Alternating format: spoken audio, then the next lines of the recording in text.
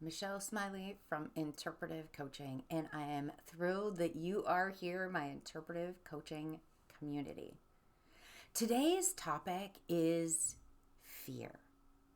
And I was at a conference recently, and the main speaker, Rich Boggs, talked about it this way. In life, turbulence is inevitable.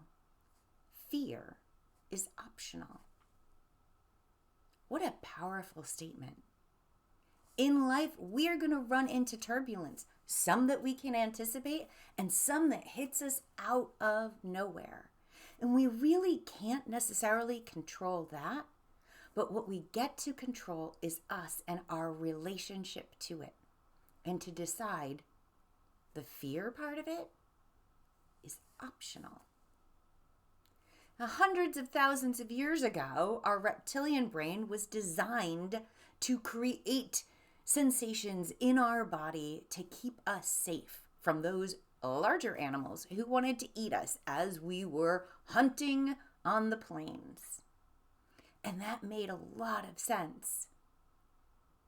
And that piece of our brain, that fight or flight or freeze component, still exists and goes into reactive mode even when situations show up that aren't life or death.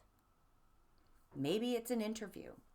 Maybe it's setting up a boundary. Maybe it's asking someone on a date. Maybe it's doing something new that you've never done before. That fear feeling, heart racing,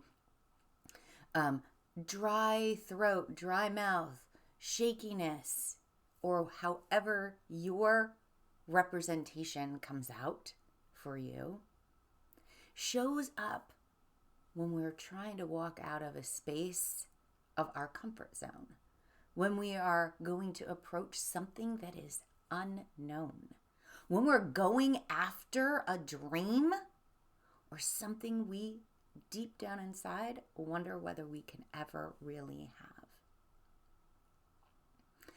Today, I ask you, what fear are you choosing to move through?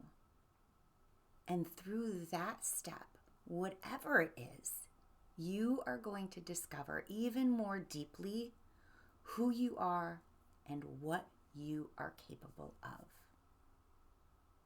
Here is a tool to help you when those physiological symptoms show up in fear.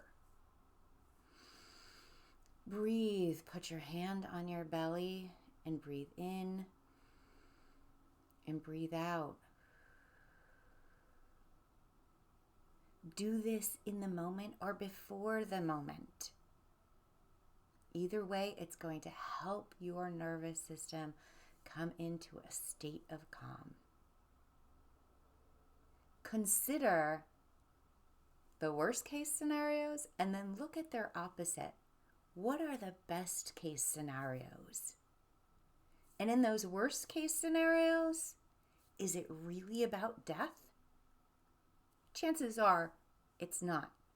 Chances are it's related to feeling unworthy, feeling an imposter syndrome, feeling like you might experience rejection or emotional pain. And while those things are all true, you get to determine how you engage with that and whether you choose to allow that to keep you constricted or whether you decide that you're going to face it, move through it, so it becomes a little easier next time and you actually get to discover more deeply what you are truly capable of. So today, choose some little fear that you're going to approach. Do something different with. Come at from a different angle of recognizing it doesn't have to control me. I get to determine my life. And I'm going to do it afraid.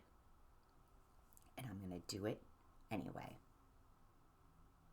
If you liked this video, I encourage you to hit the subscribe button, to sign up for Now I See newsletters, where you receive weekly tools, techniques, and strategies to help you amplify your life and feel like you can do work, home, school, or whatever like the boss you are.